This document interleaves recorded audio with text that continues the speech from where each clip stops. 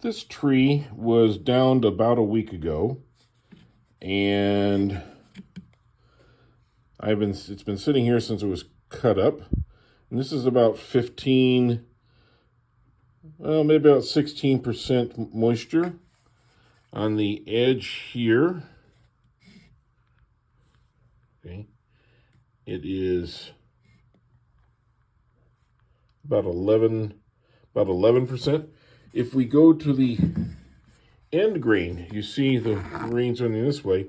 We go to the end grain, it is about 20%. The moisture content changes that much. And this side, which was sitting on top of another board, is still at 24%, 24%. So allowing a piece of wood to dry where there's air circulation all around it is important. And notice that as it's drying, and it dries, most of the moisture is coming out of the end grain here. That's where you're going to get your warping as the water flows out. It's going to shrink in here and out here, and it's going to bulge.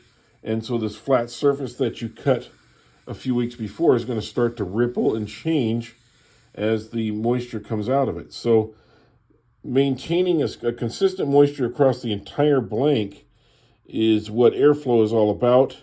And that's why we also put an inhibitor on the edges, like some wax or something, so it slows down the process on the end grain so it matches up with the side grain, and everything starts to lose its moisture at a more consistent rate.